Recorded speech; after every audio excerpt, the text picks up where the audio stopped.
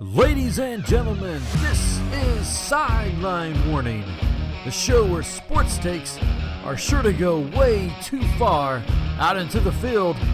And here to recap this week's biggest and best sports stories are your hosts, Dave Adams, Leah Barrier, and Ben Foster.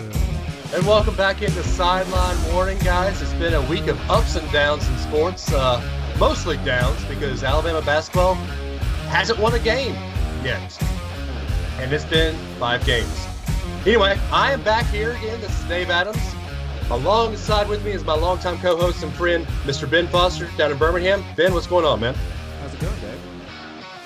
It's going. I'm licking my wounds from some Bama basketball defeats, but I'm kind of getting used to that. I made a terrible mistake this afternoon, and I actually went and played basketball with somebody, and I am hurting from head to toe. So if I nod off during the podcast, or if you just hear me like shaking a bottle of ibuprofen, you'll know what's up. Icy hot and some hot heat pads, and you'll be all right. I think you'll be all right. But Dr. Dave to the rescue. Hey, we're getting old, Ben. Our joints don't work the same way they used to. Speak for yourself, Dave. Hey, I'm not the oldest person on the podcast now. Coming alongside us is one of my longtime friends from Alabama, probably one of my best friends from Tuscaloosa, Mr. Adam Russell. Adam, what's going on, buddy? Hey, how's it going, man? It's 56 degrees down here in Central Florida, and we are bundled up like it's 36 degrees. It is freezing right now, believe it or not. And I spent all day pressure washing our back fence and our back patio, so you'll hear the ibuprofen on my end, too, because as the oldest person on the podcast, I am definitely in pain. So, Well, we bring Adam along because Adam knows his stuff. In fact, during football games, I think Adam and I go through scenarios most times, and he schools me in knowledge. But Adam, go ahead and tell him a little bit about yourself before we get into some sports knowledge. yeah, sure. You covered a good bit of it, man. I mean, I'm definitely a big sports fan down here in Florida. Work for the Mouse, living the dream, and graduated from Bama in 2002. Moved down here shortly thereafter and coming up on 15 years down here. It's hard to believe it's been that long, but excited to be here, excited to talk some sports with you guys and figure out what we would do if we were the coach, So, it's going to be fun. I'll tell you what I would do if I was the coach. I wouldn't be 3-12 in my final 5 games of my first 3 seasons at Alabama. But that's the situation we find ourselves in. Avery Johnson has now lost 5 straight for Alabama and hasn't had the team looking good since LSU. Ben, you go to most of the home games. What was that Texas A&M game like, or the Florida game like for you guys down there? It was pretty depressing. I had a friend go with me. I believe it was his first game of the season, and it was there just wasn't much to talk about. The product that was put on the court was so poor that there just wasn't much to talk about, and it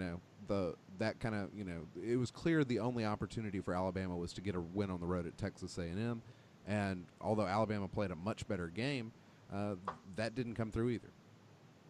Well, here's the thing. I don't care if you're Duke, if you're Alabama, if you're Alabama School for the Blind or the Deaf, or if you're Central Florida who thinks they know sports. If you don't score a field goal in 14 minutes of game time, you can't win a ball game.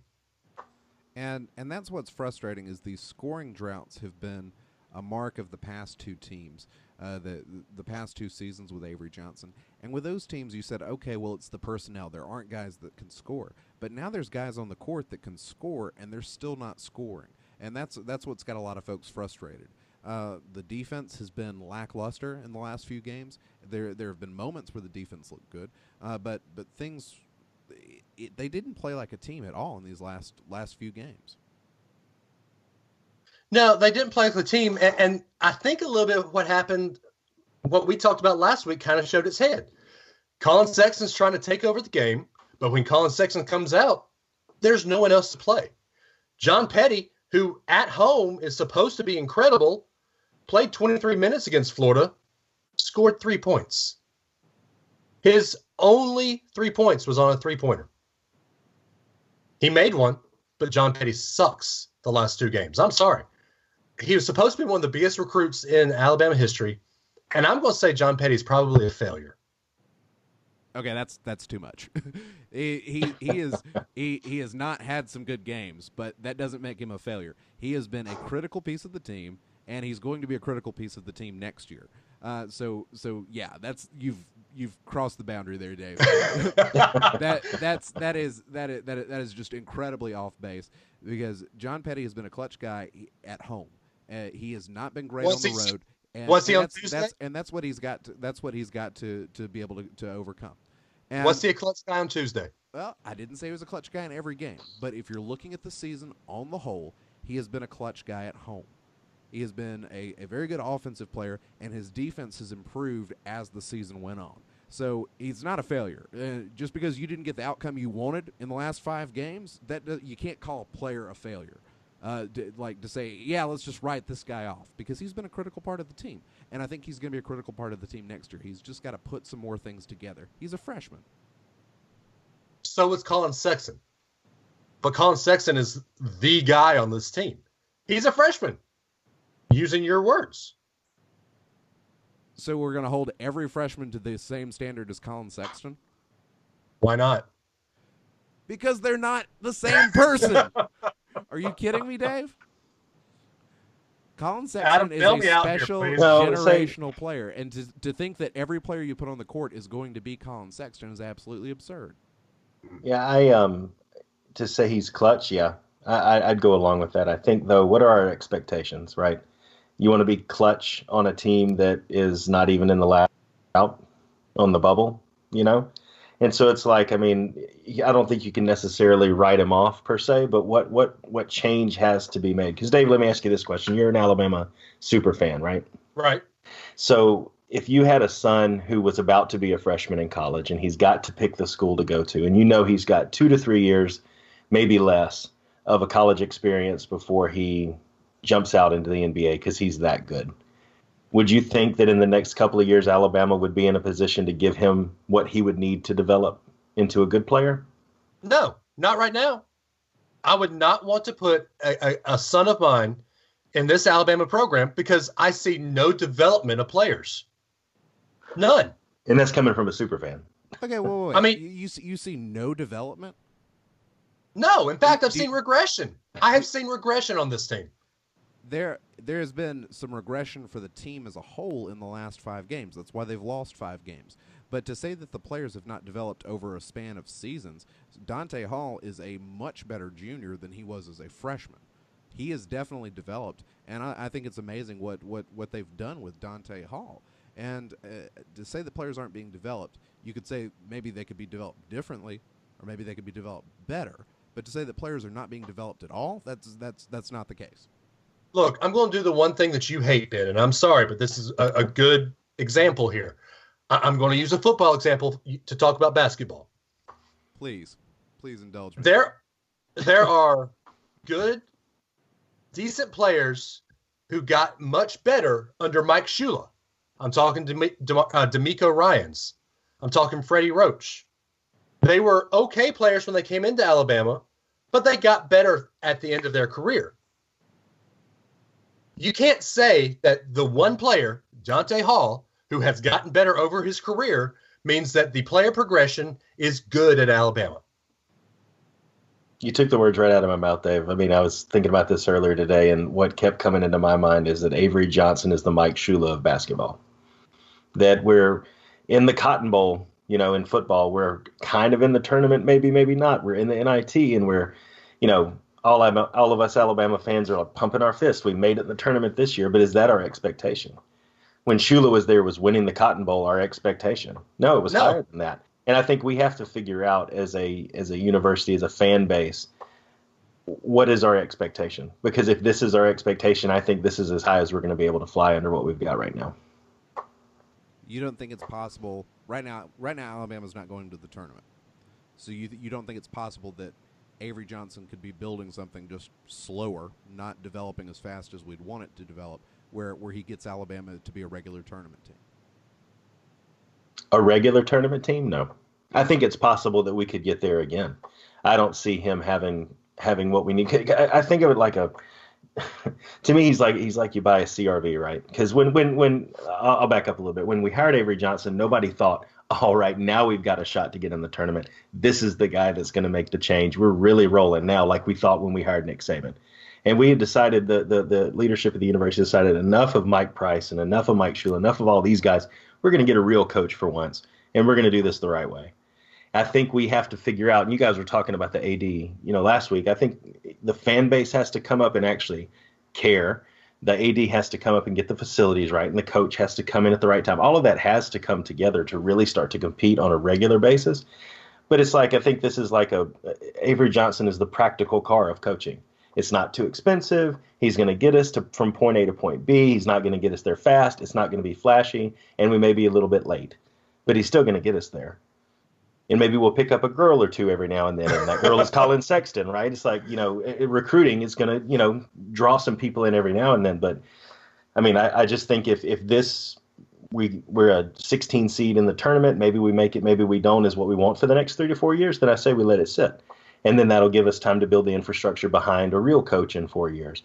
But if we have higher expectations as a fan base, I think we have to get there. I mean, Funny Main's not making videos about basketball. I just don't see the fan passion around it to do anything else. So I think if we're fine with where we are right now and 16 seeds, maybe make it, maybe don't, let it sit. If we want more than that, though, I think we have to make a change. Well, and the question I asked to you, but also what I asked to anybody else that wants to have this conversation about whether or not Avery Johnson should be the coach is, well, what do you want? How do you get what do you need first before the next thing you need? Because there's a lot of people that say we got to go get a better coach. I think you got to improve the facilities before you go get a better coach. Yeah. I don't think you can do that. And Avery Johnson's got a talented team next year that's going to be on the court. Whether or not that talent produces, whether or not that talent wins, remains to be seen. But I say that you've got to stick with Avery Johnson at least one more season and see if he can turn things around in his 4th year. So because I don't know that you can go get a better coach than Avery Johnson right now with the way the facilities are and with the way the fan base is kind of lackadaisical. Even when Alabama was at their best this season, getting their best wins, they still couldn't get people to show up midweek. So you say you got to have a better fan base to get a better coach, but you also got to have a better coach to get a better fan base. It's never clear what you got to have first before you get the other things. Well, but that's the argument I can see you making about him staying, though, is that like I said, all the stuff has to come together, right? You got to get the fans and the coach and the facility. All that has to come together. And if he's the guy that we need just to kind of keep the lights on, and maybe the lights shine brighter some years than they do the other years, I think we build the facilities behind it, and then when it's his time to go, we'll bring a real coach in. I'm fine with that. I just want us all to agree that we're not shooting for a 2 seed. Yeah, I think what's made me the most mad about Avery Johnson is he's coming up in here and saying, oh, let's buckle up. We're going to have a great season. Let's buckle up. Let's be happy. And they've made me believe. They've made me want to be an Alabama basketball fan again instead of rooting for North Carolina like I usually do during basketball season. You say you want to be a fan again, and maybe the problem was that you haven't been a fan even in the down years. Well, I was a fan, but I wasn't a holy crap, let's win every game type fan. I was like, let's turn the Alabama game on just to get mad. Like I can remember during the down years, which we're still in, but the even worse down years, I would be on Twitter saying, why am I doing this to myself? I get mad at a game when I know we're going to lose. But what Avery Johnson's done is he's made me believe, which shame on me, I guess, but he's made me believe that we can play in any game and win any game. I mean, we beat Tennessee. We beat Florida on their home court. We almost beat Kentucky at Rupp. But we melt at the end of the season, and there's no hope anymore. Well, not for this season. I suppose it's possible that Alabama could beat Texas A&M in the second round of the SEC tournament and to get a neutral site win over a team that's a top 25 RPI. That might be enough to make people say Alabama's back on the bubble. And then if Alabama could take on an Auburn team that's got the double bye and somehow play them much better than they played them at Auburn, I think if Alabama could put 2 wins together in the SEC tournament, I think Alabama could actually somehow crawl back into the big tournament. But right now, there's nothing in the past 5 games that's made me think that Alabama could pull off 2 wins in 48 hours. Right, that's the question, though. As bad as Alabama's played, And as bad as Alabama, it looks like they're limping into the SEC tournament. Do we as a fan base really want to be in the NCAA tournament anymore? I mean, do we want that product to be on the court in the nationwide display so you can see how bad Alabama is right now? Well, because I don't want that shown. Well, if Alabama, like I said, in that scenario, Alabama gets 2 wins. They're going to have to play good basketball, and they're going to have to play as a cohesive team if they make it to the tournament. So they could actually play like they were playing, before the 5-loss streak.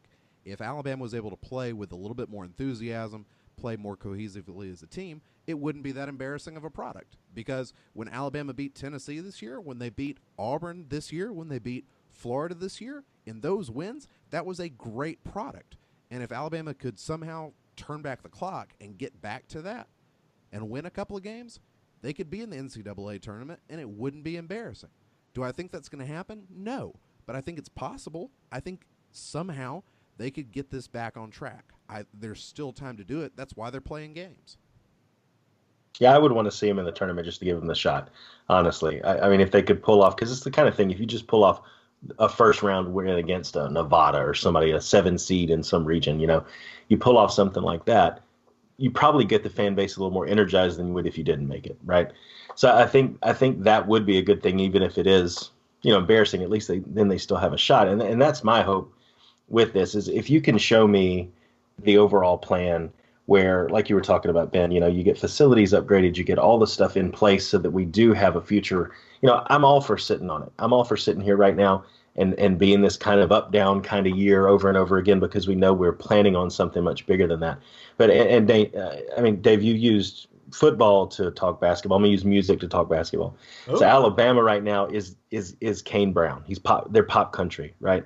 Oh, everybody else cuts a CD in country right now. Why not find some young kid off the streets without a voice, and we'll auto-tune him and make it look good, and then we'll sell records, right? It feels the same way. We have a basketball program right now because everybody has one and it brings in money. But what do we really want out of it? Do we want to fill seats? Is it just for the revenue? Is it just for Tide Pride points? Why do we have one? Do we want it to be as excellent as in football? Because until we have something that shows to coin a phrase, process, right? I think, with football being as good as it is, basketball is like spring training or minor league baseball. It's going to have a pretty solid following on the weekends, not so good during the week because people are busy, and it's never really going to catch fire like we see the football program did when we put something behind it. If you put something behind it, I say let him have it and let him keep the lights on, and maybe we'll get lucky a time or two. I'm cool with that. I'm incredibly disappointed right now with how Alabama is playing. But it would not surprise me at all if next year's team played much better and wound up being 24-7. And we're talking about whether Alabama is going to be a 4 seed or a 3 seed in the tournament. We could very well be having the exact opposite conversation next year than what we're having right now. And I think that's possible, and I think that's possible with Avery Johnson. Remind me, is this Bruce Pearl's 4th or 3rd year? It's Bruce Pearl's 4th year. Okay, so he's got 1 more year on Avery Johnson. Okay, so I hate to compare Alabama to Auburn. I hate doing this. You're talking about the Auburn team that played on Wednesday last year and lost to Missouri on a buzzer beater. Right, exactly. Games. If Alabama can do that miraculous turnaround and look better, then I'm going to be all behind Avery Johnson, and I will be buckling my seatbelt back up. But until I see what this Alabama team can do in the middle of next season, my seatbelt will be firmly unbuckled, and I can promise that. I'm not going to fall for any of this preseason hype anymore next year.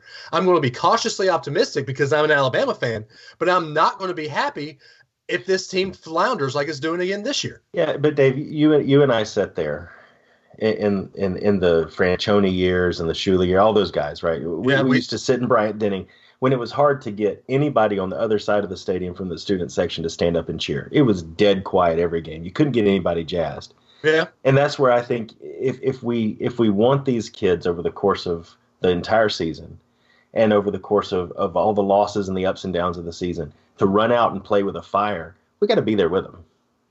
Yeah, and that's where it's like you've got to be buckled in. We have to be buckled in. And even if people are buying season tickets for points and all this other stuff, somebody needs to show up and show a little bit of support. I think that's the third leg of the stool with this. And as long as we continue to be blasé about it, I think we're going to continue to get blasé results 9 times out of 10. But how do you get the people to show up? I mean, we've had this discussion 9,000 times. It's How the does chicken anybody before else the. do it? What's a best practice to follow? That's I a know good winning question. is one. Winning is definitely one. Winning is one. Having red pandas show up as a halftime show.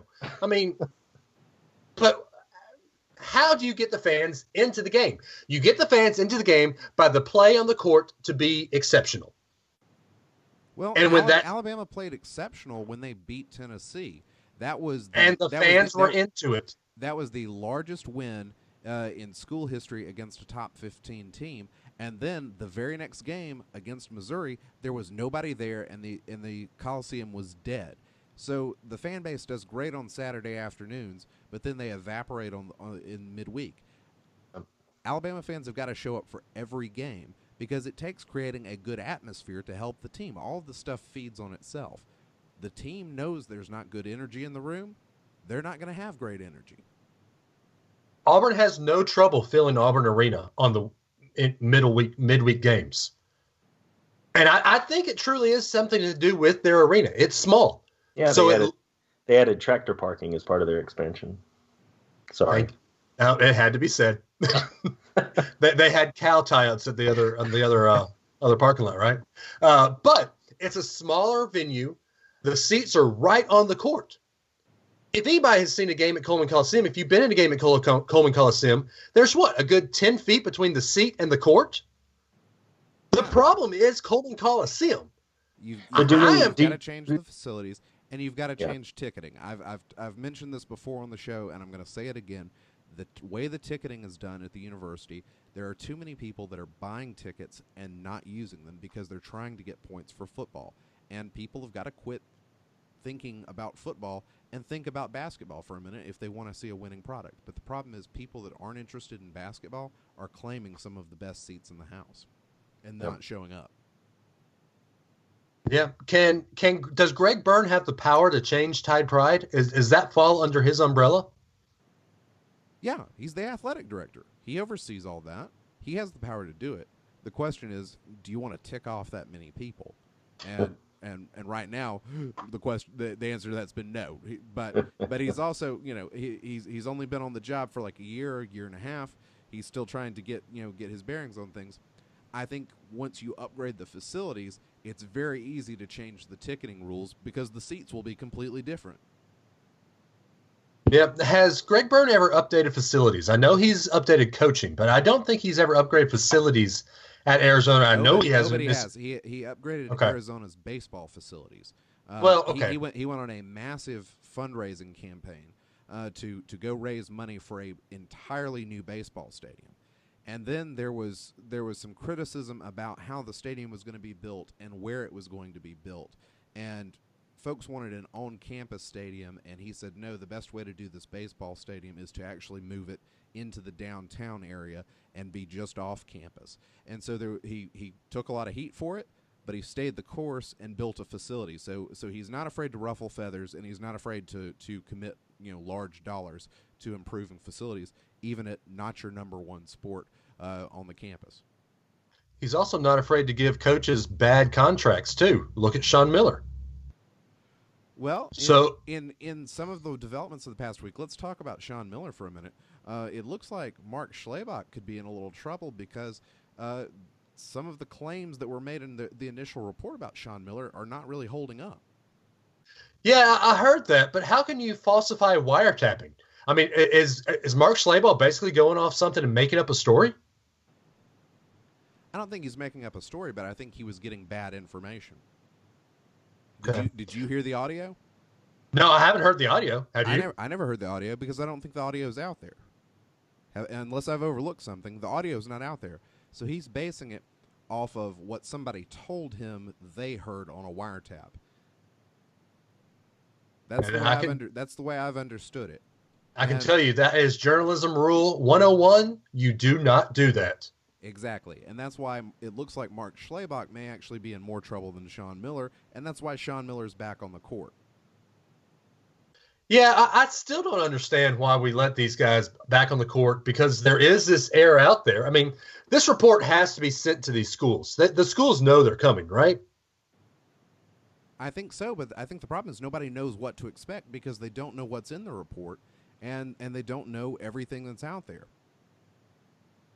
These guys that pay players operate off the grid, and the only reason that these guys have gotten caught earlier this year, Christian Dawkins and the guys at the sports group, is because they kept detailed records, which is not how you do it based on everything I know about how the bagman stuff is supposed to work. Right. You don't leave a trail at all. And they were emailing, they were keeping spreadsheets, they were keeping full accounting books. And if you're going to do something like that illegal, you don't keep any kind of trail. So we touched on this a little bit last week, but I kind of want to bring it up again because this has been all over the news, sports or regular news, and I want Adam's take on this too. How do you fix this? How do you fix college sports, namely college basketball right now, to where this doesn't happen again? Well, the most obvious thing is you get rid of the one and done rule. Yeah. But that's not college. That's NBA. That is the NBA's rule. We have college has no pull on that. Well, to say they have no pull on it is disingenuous because the NCAA and the NBA do talk about these kind of things. And while the NBA can do whatever they want to, it seems like they have a growing interest in getting rid of the one and done rule too. And it looks like that's coming. So I think it's very possible that even before this year is out, we will see an end to the one and done rule. And I think that's a critical first step in changing some of this this essentially pay to play to get athletes paid before they take the court and direct them to which schools they go to. I've actually got an addendum to the one and done rule. I don't like the one and done rule, but here's my way of doing it. And I think this is just like college baseball. If you go to the pros after your senior year, great. Congratulations, good for you, but you're done.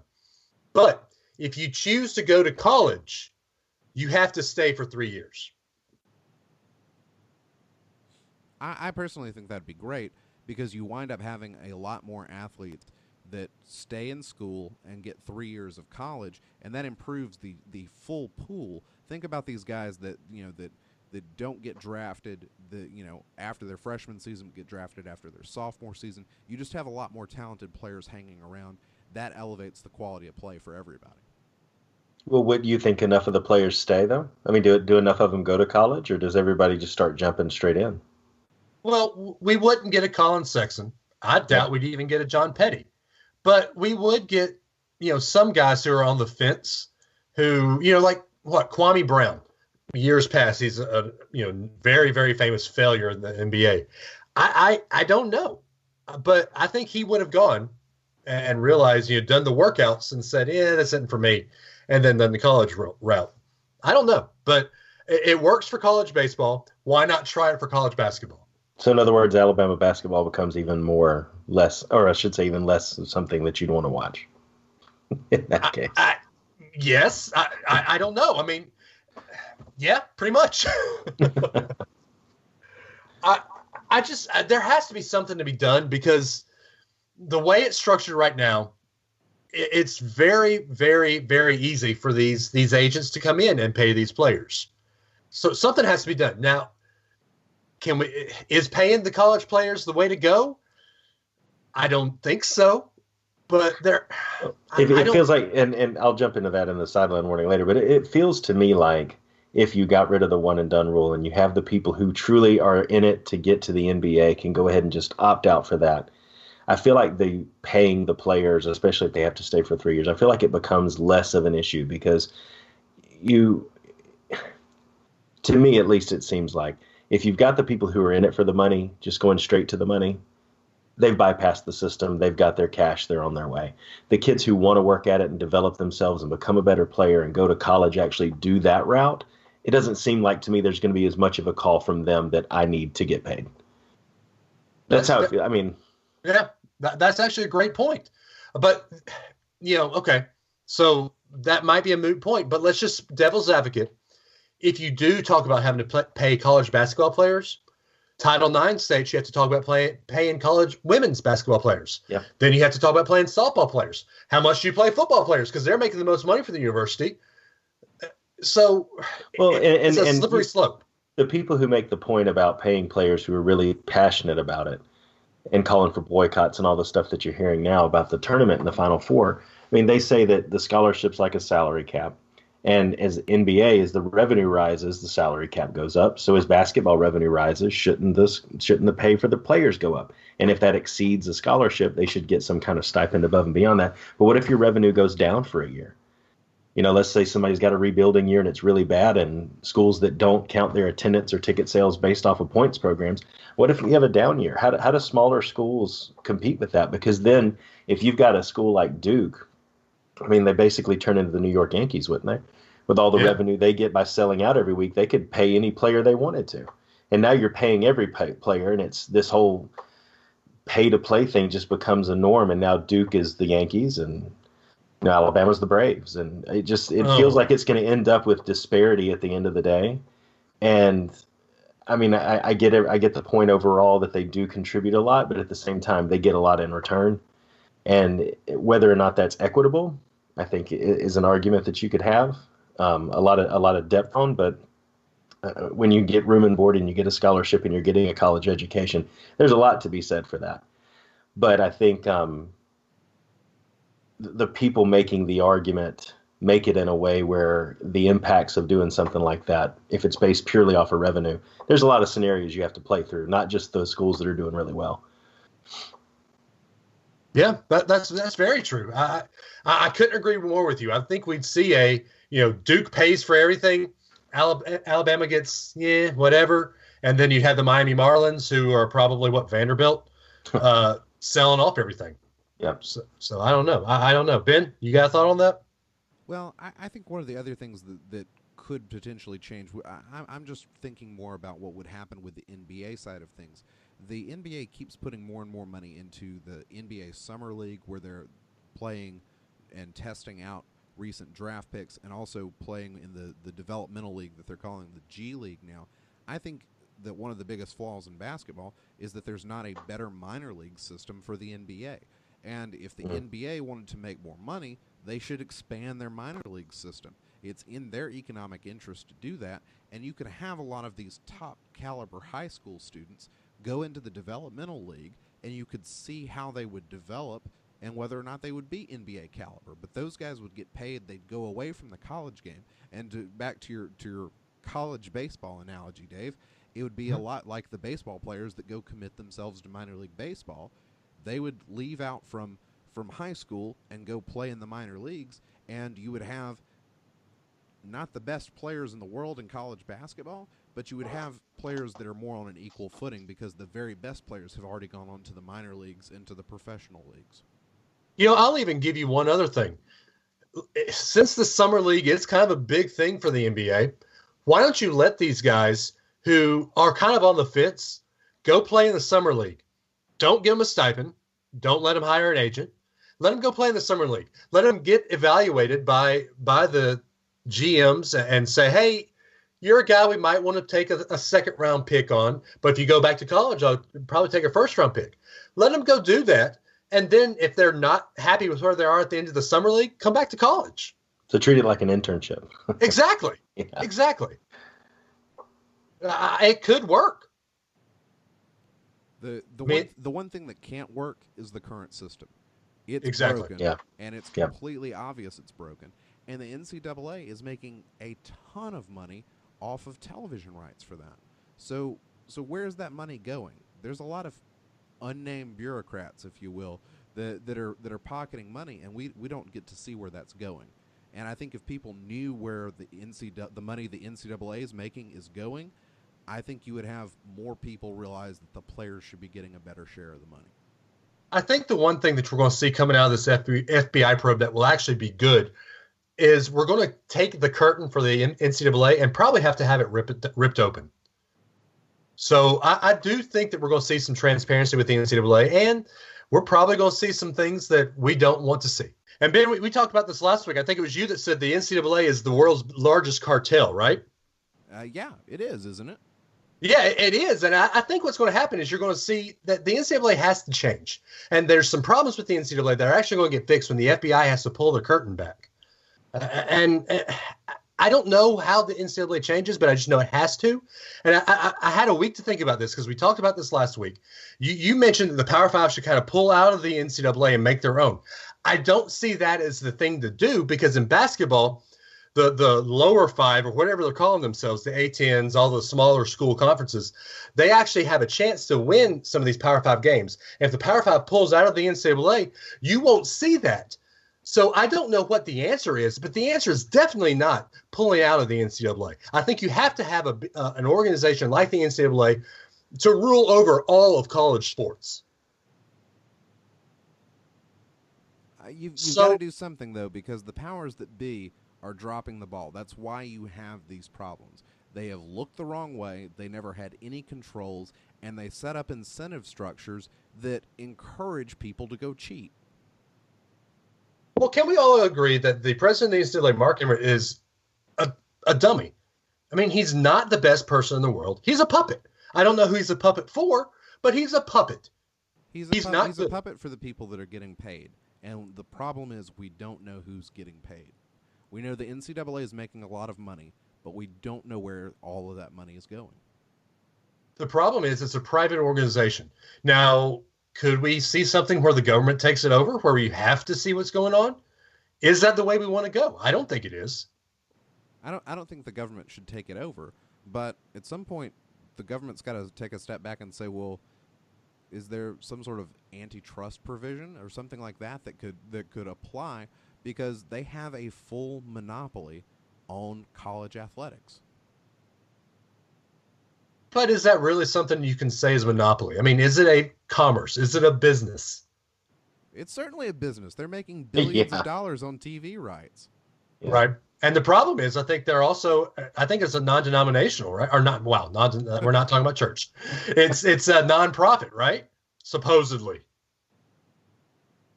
I've never heard the NCAA referred to as a nonprofit. I've never heard it referred to in that way. But I think but this is the biggest problem. If you ask your average college sports fan to explain what the NCAA is, other than the governing body for college sports, they can't add much more to the definition than that. Here you go. I just pulled it up. This is the definition. The National Collegiate Athletic Association is a non-profit organization which regulates athletes of 1,281 institutions, conferences, and individuals. The president is Mark Emmert. Revenue, $995.9 million. So they're making nonprofit? That's a heck of a nonprofit. But again, they're making $1 billion. Where is it going? Your guess is as good as mine. Yeah. It's not going to the players. We know that. Yeah.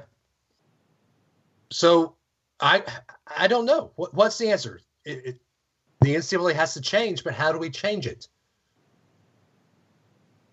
They don't have a reason to change. Yes, they do. At least right now they don't. The FBI has now come and opened their doors, so now you have to change. Well, let's not get ahead of ourselves. I think that they've invited the FBI in because they don't have any kind of subpoena power. And I think the NCAA is working with the FBI because things got out of hand. The snowball started rolling downhill, and then they realized, we've lost control of this thing. So I actually think the FBI and the NCAA are not enemies as much as they are working together to try to change some of this. Now, that's not a benevolent thing for the NCAA.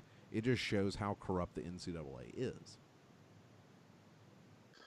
Yeah, I don't know. Something has to change, or college sports will not be the same.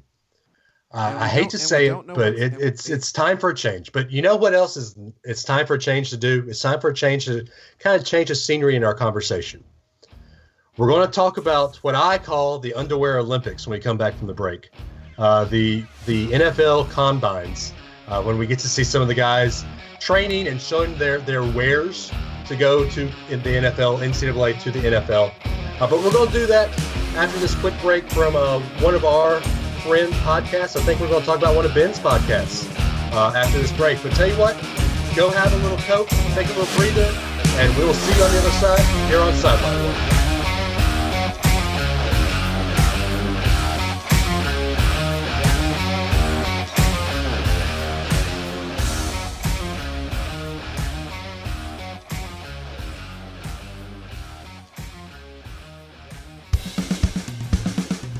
Hi folks, Ben Foster here. Just wanted to tell you about my other podcast, the Magic City Music Cast. It's a podcast that I do about artists that are playing shows in Birmingham, and this month my episode features Reed Watson from the band Belladere out of Florence and Muscle Shoals. The podcast is great if you're looking for artists that are going to be playing in Birmingham, but even if you're not in the Birmingham area, it still introduces you to new music that you may not be familiar with. So I hope you'll go check out the Magic City Music Cast if you're looking for new music. I've got clips of the Belladere songs in the episode, so I hope you'll go enjoy the latest edition of Magic City Music Cast. And while you're there, like the show, subscribe. That'll be one more great podcast where you get to hear my voice. Thanks for listening.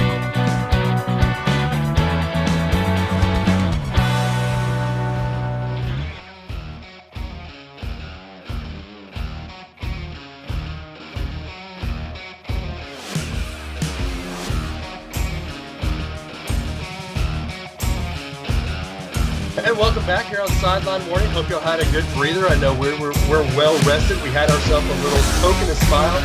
Was laughed at, telling you guys to have a little Coke. But we're back, and we're going to talk about some NFL combines. I call it the underwear Olympics here. We talked about the Winter Olympics last week, and there was no big wardrobe malfunctions. Hopefully, there are no wardrobe malfunctions with these grown men running in their underwear in Indianapolis. Guys, what do y'all think about this? Do you think that this is a cool thing to watch? Kind of with, there's no football, so let's watch guys running the 40s, running shell drills and throwing back passes? Or is this just kind of a stupid filler? I saw, I think it was Bleacher Report described it as a nerd fest for NFL suits and fanboys. Yeah, but I got to say, I'll jump right into it. To me, it's like between this and pro days, it's like, if half of your people are going to opt out of half the stuff because they'd rather do it on their pro day on their home turf when they're more comfortable, then it feels a little bit like a nerd fest for suits and fanboys, you know, just kind of one more thing to do, like a boondoggle. But now there are some cool things to see. I mean, I hate to say it, but I've kind of gotten where I enjoy watching Rich Eisen run the 40 in his suit. I mean, it's kind of a fun thing to see, but then you also see players that you don't really know much about do incredible things. And I'm going to go ahead and bring it up there. I hate talking about UCF with you, Adam, on your very first podcast, because you were immersed in it down there in Orlando when they were trying to claim the national championship. But we got to talk about Shaq Griffin. I mean, kid comes out there. He has no right hand, but he comes out there with a prosthetic and throws up 225 pounds, 20 reps. That's impressive. And then he goes out there and runs a 4.39 40, which is faster than any running back and any wide receiver has done this year.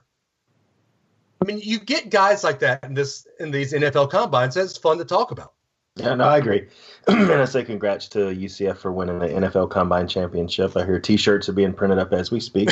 Are they going to do a parade there? Sure, why not? Let's go all out with this one too, right? No, I agree with that. I think you get to see some things out of people that you wouldn't have seen otherwise, like that. You know, he definitely made a name for himself late in the season. You know, he had a really good game against Auburn, and I think he was always in the conversation. Now he's really in the forefront of the conversation. And I think it helps his draft stock to come up like that. But for me, for half the folks to be saying it's okay for Lamar Jackson to sit out and it's okay for him not to run the 40 and his passes weren't good, but there's no defense there, so what difference does it make? But now Shaq Griffin's stock goes up because look at all the great things he did. It's just very interesting. This is the first year I've paid this much attention to it. And it's just interesting to see how for some people it seems like it's a really big thing you have to go do, but for some people they can just like do whatever they feel like doing. So, and I think that's because for some of these guys, there's a lot that they can gain. You can Yeah. increase your reputation. But for a guy like Lamar Jackson, he has nothing to gain because everybody already knows how good he is. So all he can do is hurt his reputation by going Yeah. through some of that stuff. So, I understand it. I don't blame Lamar Jackson for not wanting to be there and not wanting to participate. But at some point, don't you have to think about making this mandatory? Yeah, I agree. Because I mean, how much of Lamar Jackson's decision is a play to, I don't want to say hurt his stock a little bit, but if you look at the first three teams that need a quarterback, does he really want to play for any of those teams? You talk the Browns and the Jets. I mean, does he want to be there? And so does he not show himself in the combine to hurt himself a little bit so he slips down to maybe a mid first round, late first round to a team he wants to play for? Those are the types of things that are going on in their mind. I don't know, but for me, I think they ought to have to go out there and do it. It seems to me like you got 19, 20-year-old kids in college for internships, out of college when they're 22, looking for jobs. And if their boss came to them and said, hey, here's the job we're interviewing you for, but would you ever do this other thing if we needed you to? If you said no, you wouldn't get hired. But whatever happened with the wide receiver drills or the running the 40 or anything like that, it's like, nope, I'm not going to do this. I'm not going to play your game. To me, if I'm in the NFL, if I'm an owner, GM, if I'm looking for a quarterback, I'm not picking this guy because he's not going to play the game. He's not going to play along. And there's been so much of that lately in the NFL that it honestly would scare me a little bit. Well, maybe what you should do is actually make it almost like a game show where there can actually be prize money won for having good runs, for setting records, for being the best guy on the field that day.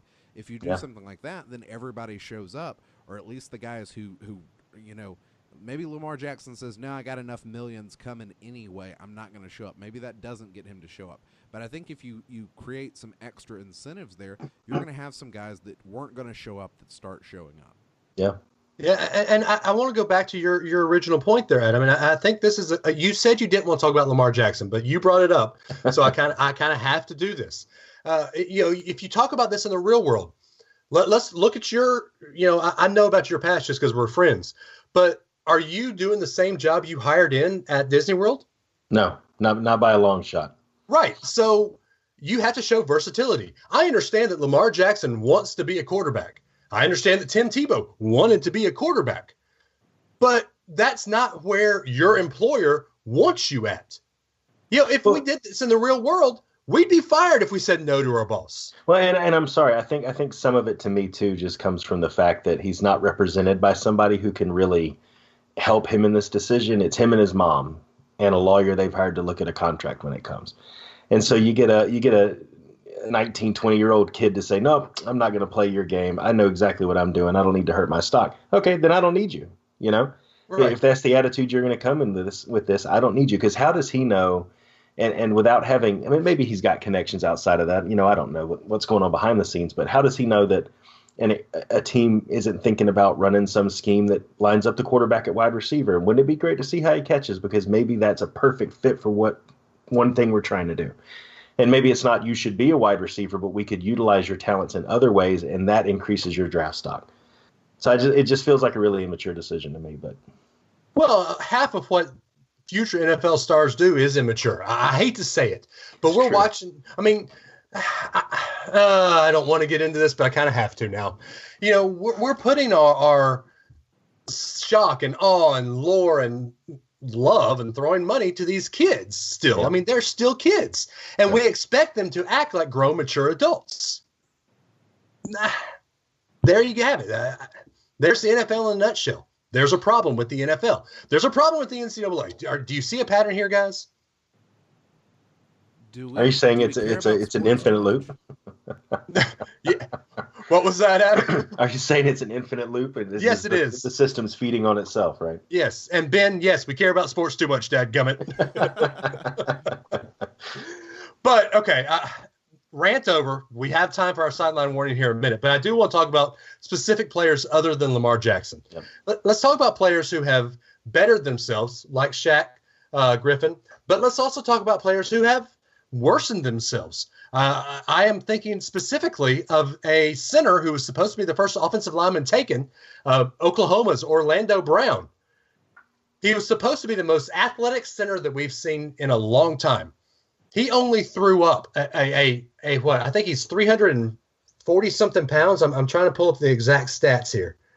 But he only put the 225 pound bench press. He only put it up 14 times.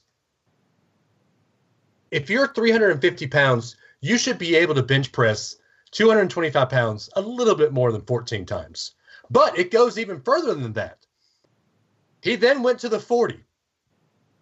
His official run time, he ran a 5.85 40. Most offensive linemen run it in the early fives.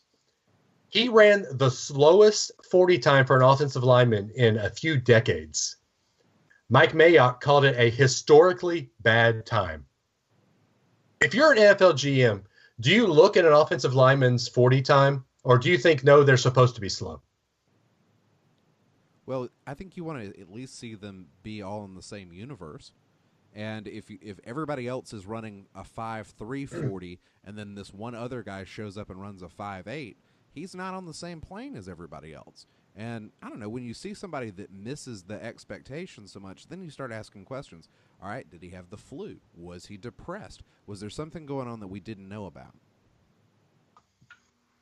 Well, I'm with you, Dave. I would want to see someone come out and put out their best. I mean, if he's sick, whatever, that's one thing. But it just feels like this year there's just folks that are taking it down a notch because they feel like everything I've done all year, everything I did on the field, that speaks for itself. This is just something I'm going through the motions to be on TV and get this box checked, And that's what it felt like to me with him, that he's just kind of just going through the motions. Yeah. That's true. Then you have somebody like Daron Payne, Alabama, who is 315 pounds and ran the fastest 40 for a guy his size in 20 years.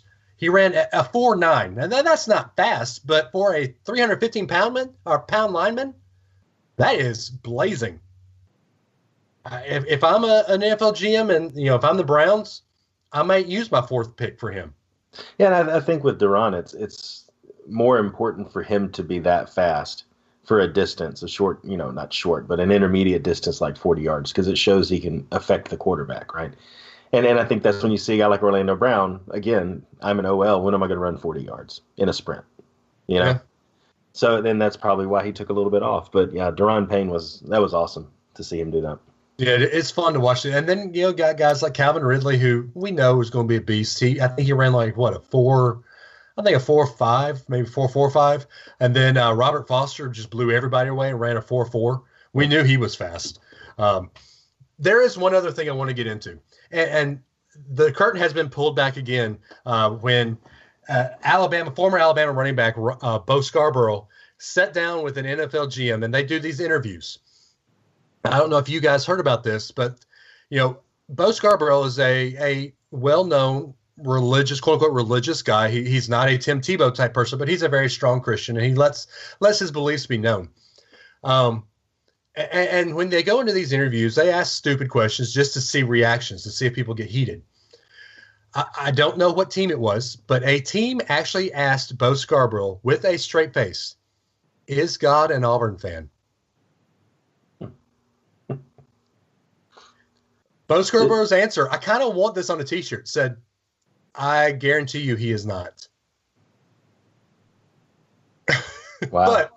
But I think that there has to be a way to interview these players and to get kind of in their mind, but don't ask these stupid questions. I mean, there were, what was the guy a couple years ago? Michael Sam.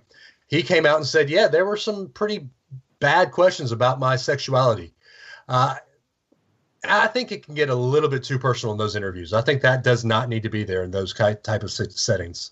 Well, and how much weight do you guys give to the interview versus the workouts? Because I've seen things online where people were saying that it's okay that Lamar Jackson didn't really do anything. It's okay that his passes weren't great deep, that intermediate he hit pretty good because he's a Heisman Trophy winner and he did great in the interviews. I don't buy that. I hear those people's arguments, and I raise you one, Vincent Young. Yeah. Yeah. As a Titans fan, I understand you need to do well on the Wonderlic test, and you need to do well also in your drills. Yeah. I think I mean, I've I interviewed. think interviews matter, but I don't think when you're asking these oddball questions, I don't think you can put that much weight on that part of the interview.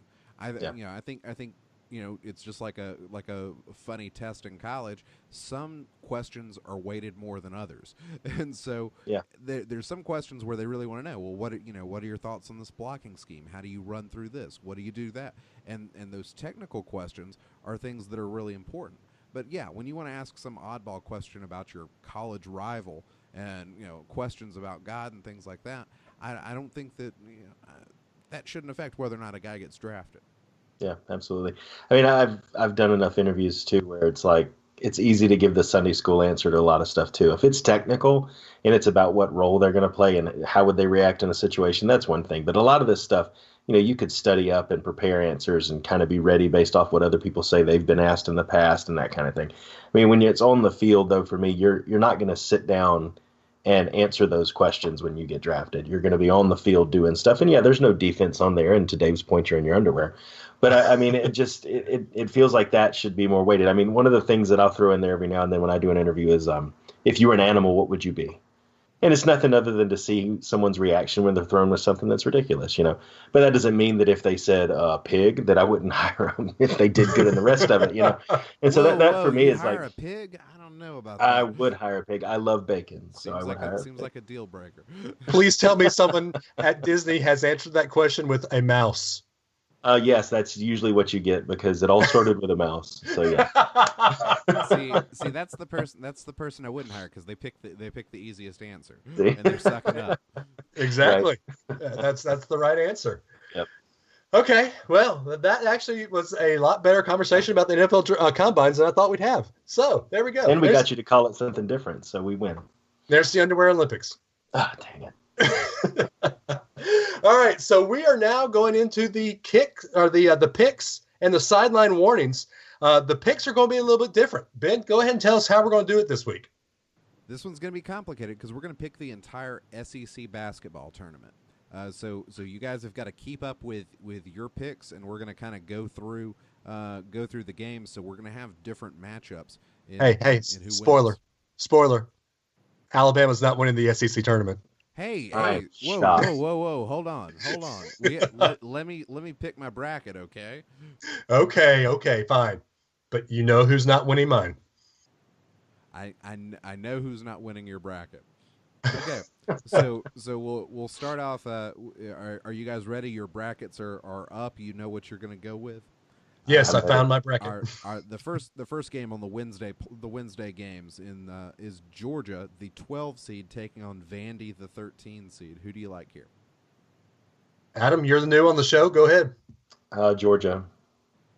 I will go ahead and say Georgia. This will be a blowout. I've got to agree. I don't necessarily say that it'll be a blowout, but I think Georgia's the better team here. Mark Fox is trying to hold on to his job in some sort of way. I think Georgia is going to bring their best effort, and Vandy's not going to be able to hang with them. So I'll take the Bulldogs there to make it into the next round. The other game on Wednesday is South Carolina versus Ole Miss. South Carolina is the 11 seed, and Ole Miss is the 14th best team in the SEC. I think it's too much to assume the bottom of the barrel is going to beat South Carolina, so I have the Gamecocks. We are in full agreement. Without Andy Kennedy, Ole Miss is not a good team. Frank Martin will have South Carolina ready. South Carolina is going to advance. Yeah, I'll take the Gamecocks there as well. Ole Miss is just trying to wrap up this season so they can start talking to Thad Matta. So then we've got the 1 o'clock game. I'm working off Eastern time right now, so I guess it'd be noon Central time. Number 8 Texas A&M takes on number 9 Alabama in a rematch of Saturday's game. I think Bama found some things that worked in that last game, and I think they find enough to win this time. I've got Bama winning that one. Give me a score prediction. The same score as last time, 68-66. Okay. I want to believe. I want to pick Alabama in this game. I agree with you, Adam. Alabama found some things that worked at the end of that game. They went on streaks, but they also went on streaks where they didn't score. I do think that Alabama got under Texas A&M's skin a little bit, as we saw with the A&M guy punching Colin Sexton. But I just think that if all things are neutral, on a neutral court, Texas A&M is a better team. John Petty cannot score away from Coleman Coliseum. Colin Sexton doesn't look good with, being the one-man gang that he is. Dante Hall, everybody knows Alabama wants to go down to Dante Hall, so they're going to guard against that. I'm going to have Texas A&M winning this game 68-60. Well, I think one thing that's really critical for this game is whether or not Herbert Jones is healthy and able to play. They've been taking care of Herbert Jones after hitting his head in the Florida game, so I think a lot of it depends. Again. Hey, I'm right here. I'm talking. Can you guys not hear me? Yeah, you cut out for a second. You cut out. Okay. Well, I'll pick it up right here. Okay. I think one of the critical things for the game is whether or not Herbert Jones is playing for Alabama. Herbert Jones hit his head in the Florida game and then was not able to play against Texas A&M. Some have called it the concussion protocol. They haven't really discussed concussions per se, but you want to make sure that everything is healthy with Herbert Jones. He's a critical part of the team. He plays great defense, and many times this year his defense has led to offense for Alabama. He makes a good defensive stop on one end. Other guys are able to produce on offense at the other end. So I think it's very critical that Herbert Jones plays in this game. If he does, a neutral court, I think, has some advantages to Alabama, and I think Alabama knows that this really is the end of the season. They're definitely going to the NIT if they don't pull out a win against Texas A&M. I think with their backs against the wall, Alabama makes some adjustments, improves on their Saturday performance, and wins 72-68. All right, the next game will be number 5 Missouri versus the winner of the Georgia-Vandy game. I think we all picked Georgia. Is that correct? That is correct. All right, who do you guys like in this matchup? I think Georgia's going to come in ready. I think Mizzou's going to take it, though, quote-unquote, home court advantage. I think it's going to make the difference at the end of the day, but I pick Mizzou.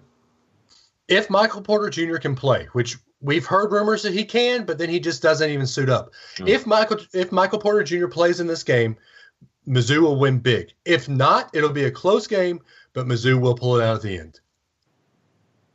I think I've got to go with Missouri here. They're playing great basketball with or without Michael Porter. I actually think they probably play better if he doesn't play at this point. Because they've got the team chemistry. So I'm going to take Mizzou. Quanzo Martin, everyone wants to talk about Bruce Pearl being the coach of the year in the SEC.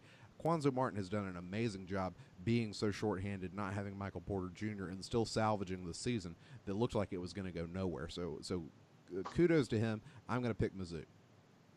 The next game is 10-seed LSU taking on number 7 Mississippi State. Who do you guys like? Yeah, LSU just handed it to Mississippi State. I think they're going to do it again. I've got LSU. See, I think, the exact opposite reason I have Mississippi State winning this game. Mississippi State's a good team. LSU is a team that plays good when they want to, but they are very bad when they're very bad. I'm going to have LSU coming out kind of flat. I got Mississippi State winning this game. I'd be very scared of Ben Howland in a tournament situation, especially when Mississippi State has generally played pretty good defense the last few games. Not their best performance against LSU, but I think they're able to make the adjustments and actually handle LSU this time. So I'll take the Bulldogs there. All right, the next game is the winner of South Carolina Ole Miss versus Arkansas. Who do you guys like in this game?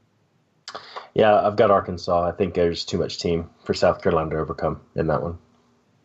I'm actually going to go with the first upset of this tournament right here. I have South Carolina, Arkansas. I'm going to go South Carolina in this game. I like Frank Martin. I think he's a good coach. Remember, South Carolina did beat Auburn late in the season, as did Arkansas, but I think the South Carolina win was a little bit better. I'm going to go South Carolina winning this game. Dave, I like where your head's at. Frank Martin is a good coach, and he definitely did a great job coaching tournament style last year, but I don't think South Carolina can play with Arkansas the way they're playing right now. So I'm going to take the Hogs and say woo pig suey to make it to the next round. All right, the next game will be the Friday quarterfinals. It will be Auburn taking on the winner of Texas A&M versus Alabama. Who do you guys have playing Auburn, and who do you have winning?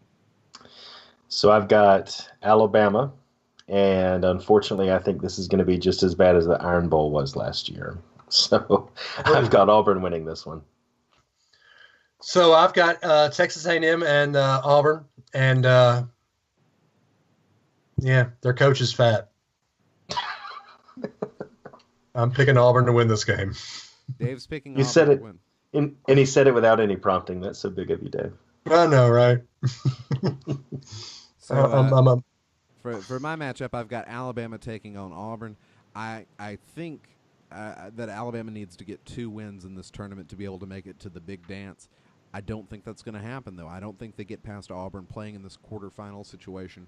Bruce Pearl's trying to have his guys focused, and he wants to have them playing for the best seed possible in the NCAA tournament. So I'm going to pick Auburn to top Alabama in the quarterfinals. All right, the next game will be Kentucky versus the winner of, I think we all had Mizzou and Georgia. So go ahead and give me your picks there. Yeah, I think Kentucky against Mizzou, Kentucky jumps into the tourney rolling. They split the regular season with Missouri, but I think they pull this one out and Kentucky moves on. Yeah, Big Blue Nation always shows up to tournaments, and you just got to give it to Kentucky. Kentucky is a different team than when they played Missouri earlier in the year. You got to give this one to Kentucky. This is going to be an interesting battle because I've got Kentucky and Missouri as well. It's going to be an interesting battle of fan bases. The SEC tournament is in St. Louis, so there will be presumably a large number of of Missouri fans that are there in St. Louis, but also Kentucky always travels well for the SEC tournament. So I think as far as attendance goes, this will be the best attended game of the SEC tournament. And I think Missouri's going to get the win. I think Kentucky is playing better basketball. What they've shown the past couple of games makes it look like Kentucky's clicking on all cylinders, but something just makes me think that Mizzou is going to be ready to play, and they're going to get the job done. So I'll take the Tigers there. All right, next up is Tennessee playing the winner of LSU-Mississippi State. Who do you guys like? Yeah, so I've got LSU moving into this one. I think they'll come in amped after the upset of Mississippi State, but Tennessee's too much to handle. I think Tennessee moves on to the semis. Yeah, we haven't talked about this, but Tennessee is the co-SEC regular champions, which I think is stupid. Auburn should be. I hate to say this, but Auburn should be the SEC champions. Tennessee's going to win this game. I've got Tennessee, Mississippi State. It's going to be a great game. This might be the game of the tournament, but I really think Tennessee's going to win that game. For my matchup, I've got Tennessee and Mississippi State. I think Tennessee is the best team in the SEC. Regardless of how the regular season title went and all of that, I think Tennessee is the best team in the SEC. I think Rick Barnes relishes these kind of moments, and I think Rick Barnes is going to love going head-to-head against who I've got him paired up against is Ben Howland. So I think all of those things considered, Tennessee gets the win here in my pick versus Mississippi State. All right, the next game in the quarterfinal, the last game of the quarterfinal, is Florida taking on the winner of Arkansas versus South Carolina. So I got Arkansas, Florida here, and I don't want to pick the top 4 seeds to move on and just be basic like that, but I feel like the top 4 really are the top 4 this year in the SEC, and so I've got Florida moving on. Yeah, I think I've got South Carolina in this game, and I don't see any way South Carolina beats Florida. I got Florida moving on, so I've got 1, 2, 3, 4 as well.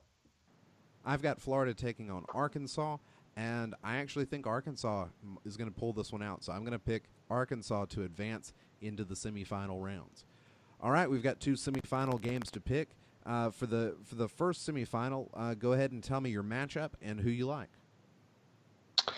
Yeah, I've got Auburn, Kentucky, and I think Kentucky here just shows their pedigree, that they've been there before and that they can handle it, and they take down the co-SEC champ, Auburn. I've got the same exact matchup, and I've got the same exact outcome as well. Adam, I don't like that we are agreeing on everything here, but I do think that Kentucky is a better tournament team. Kentucky, even though most of them are freshmen, John Calipari has been in this situation before and has had teams like this before, whereas Bruce Pearl has not. Yes, he's done okay with Tennessee when he was with Tennessee, but he hasn't had a team like this in a tournament like this before. So I've got Kentucky just because of the experience. For my matchup, I've got Auburn taking on Mizzou. So a little bit different thinking than you guys. As I suggested earlier, I think Quanzo Martin might be more deserving than Bruce Pearl of SEC Coach of the Year honors.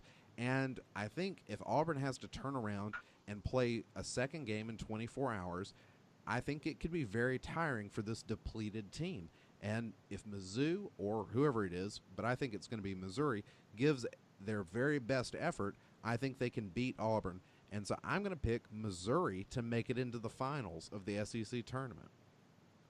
The next game to pick is your matchup. So go ahead and give it to me. I'm losing track of everything we've done. So give me your other semifinal matchup. I think Adam, you went with the high seed, so you've probably got Tennessee and Florida, right? I do, yeah. I've got Tennessee, Florida, and as much as I would love for this to be a tie, neither one of them move forward. I actually think Florida is going to remember who they are a little bit in this, and even though Tennessee has definitely had a great season, I think Florida is going to return to some of the ways they've had in the past. I think they're going to pull this one out and beat Tennessee. Okay, we're disagreeing. Thank goodness. I can't pick Florida in this game. I just can't. Even though they dismantled Alabama, I remember how bad they played against a lot of teams in the SEC in the regular season. I've got to go with Tennessee in this game. For my matchup, I've got Tennessee versus Arkansas, so I'm on a different wavelength than you guys. I'm picking some of these lower seeds to have good games and do what they need to advance on. But I don't think whoever's taking on Tennessee is going to be able to get past them. I think Tennessee's the best team in the SEC, and I think they're going to get this win in the semifinals. So that sets up our final matchups. Tell me who you guys have in your SEC tournament finals, and give me your pick. Yeah, I've got Kentucky, Florida. It might seem like an easy one again, given like we're talking about pedigree and everything, but I think even though they've been ranked lower than they might be accustomed to in the past, I think Kentucky rises at the right moment in the tournament and actually clinches over Florida. I've got Kentucky, Tennessee, and I really want the building to blow up. I agree with you on this one, though. I think Kentucky will remember their pedigree. Even though they're all freshmen, they don't really know what a pedigree is. I think that Kentucky will win this game over Tennessee. So I've got the oddball matchup for the finals. I've actually got Mizzou making it all the way to the finals to take on Tennessee.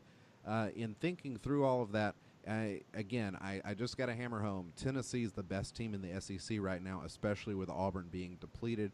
Regardless, I think Tennessee is going to get the win there. So I'm going to pick the Volunteers to solidify their SEC championship by actually winning the tournament outright. So those are the picks for the SEC basketball tournament, and now it's time for some sideline warnings. Hey, Ben, why don't you go ahead and kick it off and show Adam how we do these sideline warnings? All right. I've got my sideline warning, and it's very simple. If you are a fan, you have the right to complain. But what you don't have the right to do is to quit on your team. Because when you quit on your team, you're no longer a fan. And being a fan is not like your fan apparel that you take on and take off whenever it's convenient. If you're going to be a fan of a team, you've got to commit, and you've got to commit to the long term, and you've got to be a fan of your team even when they're losing.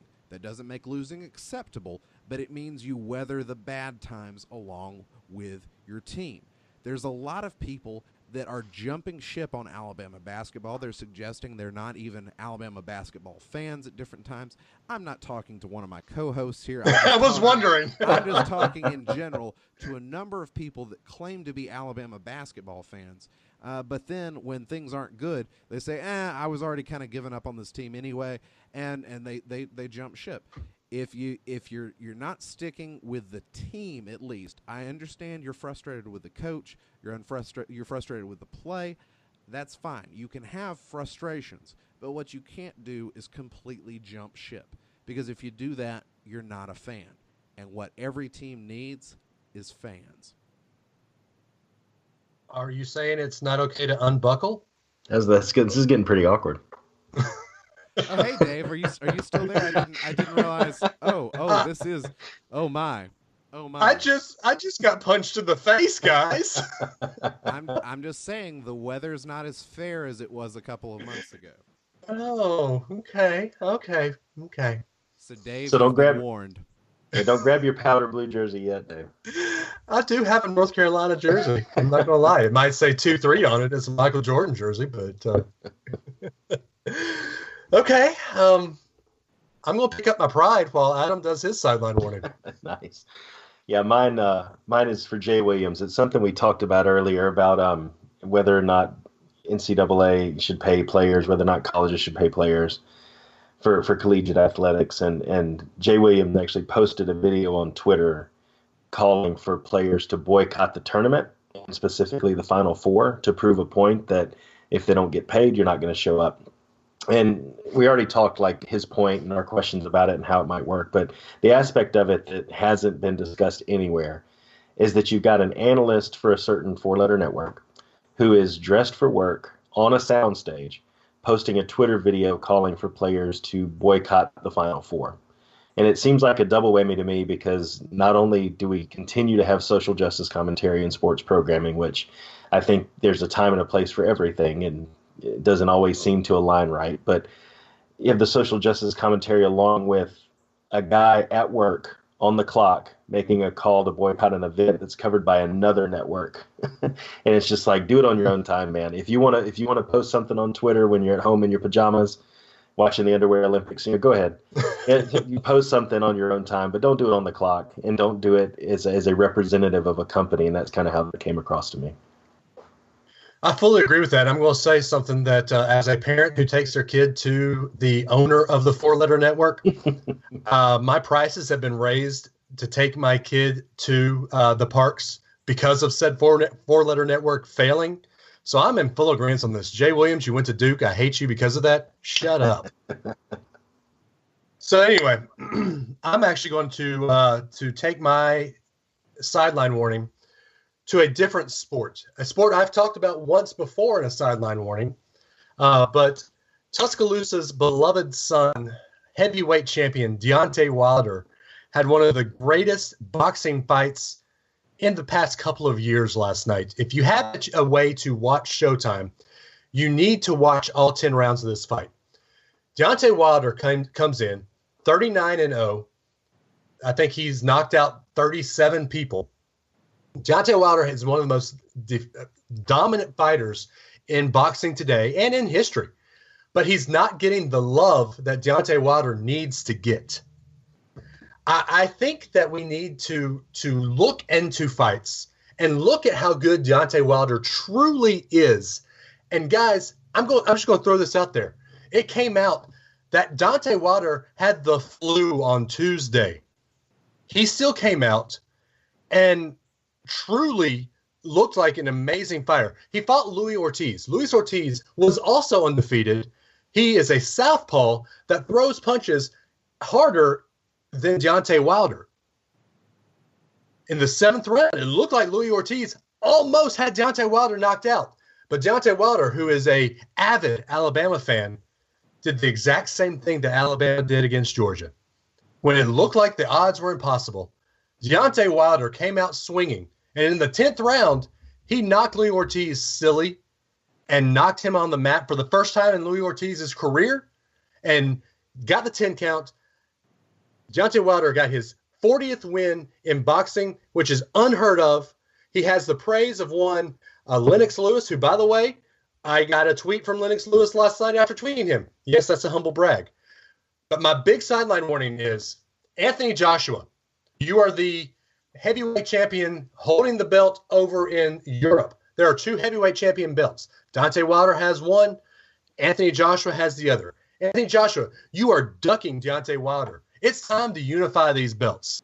It's time to see the return of the heavyweight champions, the Muhammad Alis, the Lennox Lewis, the Evander Holyfields, the Mike Tysons. Let's get this fight. The world wants to see Deontay Wilder and Anthony Joshua. Let's make it happen. Stop ducking him. Let's make the Bronze Bomber the unified heavyweight champion. And I'm getting off my sideline warning. Adam, you have another point to make. Yeah, I have kind of a mini sideline warning. I want to say mad props to our boy Justin Thomas. Yes. Did really great this past weekend, and it took Mickelson, had to go to a playoff to beat him. So roll tide to him. But, dude, a 46-foot putt, really? I feel bad enough about my short game as it is. And I don't need it reminding me how bad it is on national television. So Roll That's Tide impressive. to Justin. Yeah, roll Tide to Justin. I mean, he's on a roll anyway. He won the FedEx Cup last year, Yep. and I think he won the champion, whatever the tournament was last week. Justin Thompson, man, he might be the number one golfer in the world right now. So there it is. You've had our sideline warnings. You've had my underwear Olympic talk. You've had our picks of the SEC tournament. Next week, we're going to get into the big dance. I have no idea how we're going to pick this, but it probably won't be the same way we picked the SEC tournament. We've got a week to think about this. So, guys, let's get our head together and we'll think about this and figure out how we're going to do it. But there it is. We appreciate you listening to us again, Adam. We appreciate you coming on with us this week. We're probably going to have you on again. We love having you. It was a good conversation with you. Yeah, it was fun. Thanks. Yeah.